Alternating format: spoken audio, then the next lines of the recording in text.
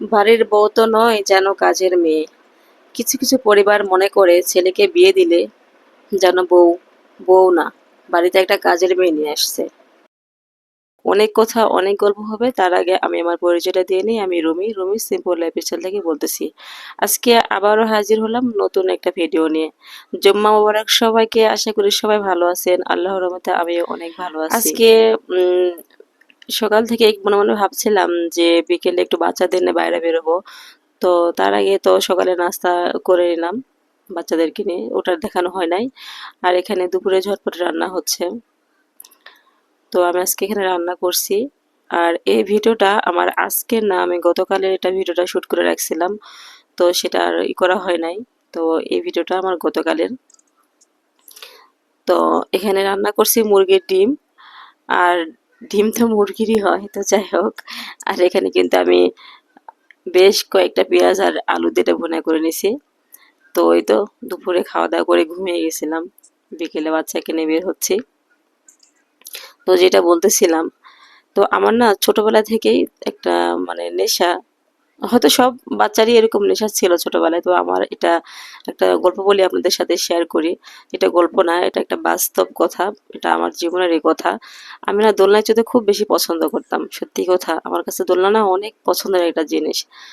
তো ছোটবেলায় আমার মনে আছে,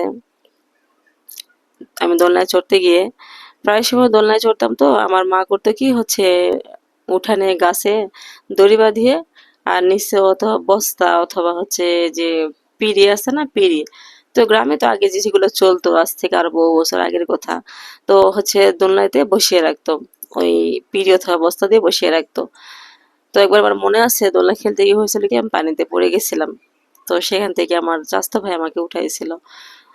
তো যাই হোক, এটা তোমার ছোটবেলার কথা। তো আমার বিয়ের পর একটা ঘটনা ঘটছে কি, আমার ছেলে আমার মতনই দোলনা পাগল, দোলনায় চড়তে না খুব বেশি পছন্দ করে। তো বাড়িতে গেলে ওর দাদাকে শান্তি দেয় না। ওর দাদা মানে ওর দাদাকে অনেক বেশি জ্বালায়, আমার ছেলেটা অনেক বেশি সহ্য করে। ওর দাদা অনেক আমার পরিবার বলেন, ওর ওর দাদার বাড়ি পরিবার বলেন, সবচাইতে আমার ছেলের হচ্ছে অত্যাচার সহ্য করে ওর দাদা। ওর দাদা অনেক মানে সহ্য করে। হ্যাঁ, নাতির যে এত অত্যাচার সহ্য করে ওর দাদা, সেটা আসলে বলার মানে আমার আজকে বলতেছি আমি কথাটা। সত্যি ওর দাদি বলেন বা আমার পরিবারের কেউ বলেন, সবচাইতে ওর সহ্য করেছে ওর দাদা। ওর দাদাকে অনেক জ্বালাইছে।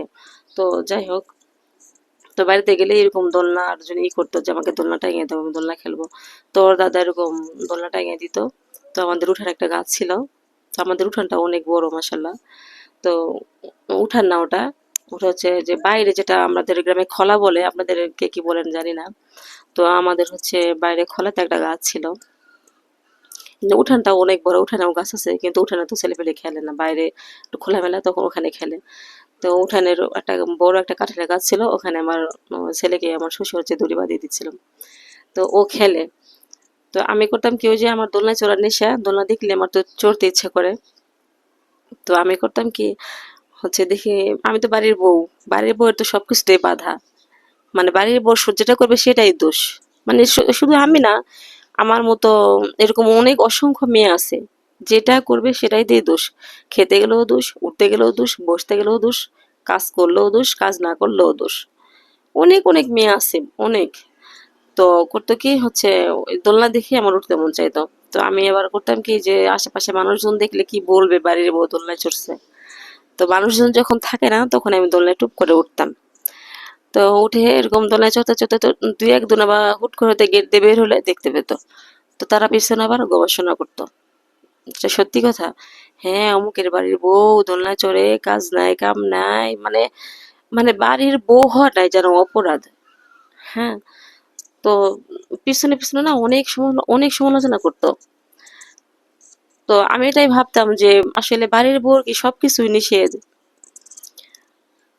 আর মানুষের পিছনে কিছু কিছু মানুষ দেখবেন যে ওদের পিছনে কথা বলাটা স্বভাব। ওদের কোনোদিনও ওই স্বভাব, মানে আমি তো কোনোদিনও যাইবো না।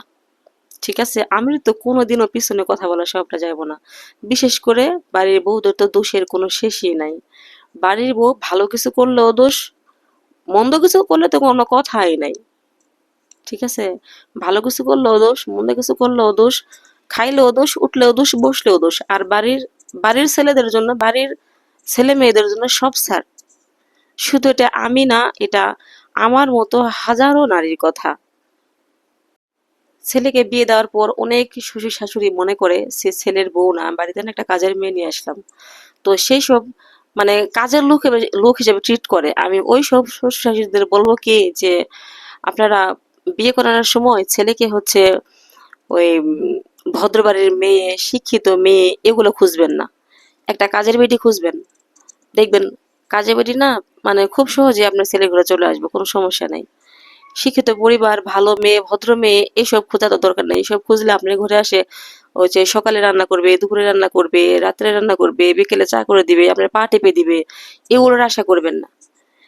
একটা কাজের বেটি নিয়ে আসবেন, সকালে রানবে, দুপুরে রানবে, রাতে রানবে, বিকেলে চা করে দিবে। একটা কাজ এইসব বাড়ির বউ না, কাজের বেটিটা ধরে নিয়ে আসেন, এটা সবচেয়ে বেশি ভালো হবে। মানে এটা সব শ্বশুর শাশুড়ি আমি বলতেছি না, কিছু কিছু শ্বশুর শাশুড়ি আছে এই কোয়ালিটির। আর যারা পিছনে কথা বলে তাদের তো এই স্বভাব জীবনে কোনোদিনও যাইব না। ঠিক আছে? আর অনেক কথাই বলে ফেললাম। তো ওই যে বললাম বাড়ির বউ হচ্ছে কাজের মেয়ের মতো ট্রিট করে। বাড়ির বউ তো না, যেন কাজের মেয়ে। তো যাই হোক, তো আমি এখানে আজকে আসছি যে দোলনাতে, মানে আমি তো ওই যে বললাম ছোটবেলার কথা, ছোট দোলনা দেখলে আমার আমার চড়তে ইচ্ছে করে। তো এসে আমি কতক্ষণ দোলনাতে দোল খেয়ে, এই যে এটা দেখতে পাচ্ছেন সামনে পানি, আর এটা নদী নাকি হচ্ছে পুকুর না দেখি আমি কিছুই জানি, এটার আগামাথা কিছুই খুঁজে পাই না। আর এই পার্কটা না আমার বাড়ির হচ্ছে একদমই কাছে। এই শিশু পার্ক, একদম শিশু পার্কটা না, মানে মানুষ হাঁটাহাঁটি করে। আর এই যে দোলনা রাখছে মানে সোসাইটি পার্ক, এটা আমার বাড়ির একদমই কাছে। রিক্সাওয়ালাকে না আসতে, এমনি হেঁটেই আসা যায়, আমি হেঁটেই আসছি। তো ভাবলাম যে বাচ্চাটাকে নিয়ে একটু ঘুরে আসি, বাচ্চাটা ঘরের ভিতরে সবসময় একা থাকে। তো বাচ্চা এই যে খেলতেছে। তো আমার ভিডিও যদি ভালো লাগে, আমার গল্প যদি ভালো লাগে, তাহলে প্লিজ একটা সাবস্ক্রাইব করে দিবেন। আর পাশে থাকে বেল আইকনটা ক্লিক করে রাখবেন, এতে করে আমি যখনই ভিডিও ছাড়বো আপনাদের কাছে খুব সহজেই পৌঁছে যাবে। আর যদি ভালো লেগে যায় তাহলে প্লিজ লাইক করে দিয়েন, এটা আপনাদের কাছে অনুরোধ রইল। আপনাদের একটা লাইক, একটা কমেন্ট মানে আমার নতুন ভিডিও বানানোর প্রেরণা জাগায়। যদি ভালো লাগে তাহলে আমাকে সাপোর্ট করেন, এটা আপনাদের কাছে অনুরোধ রইল। দেখা হবে আশা করি নতুন কোনো ভিডিওতে। আল্লাহ হাফেজ।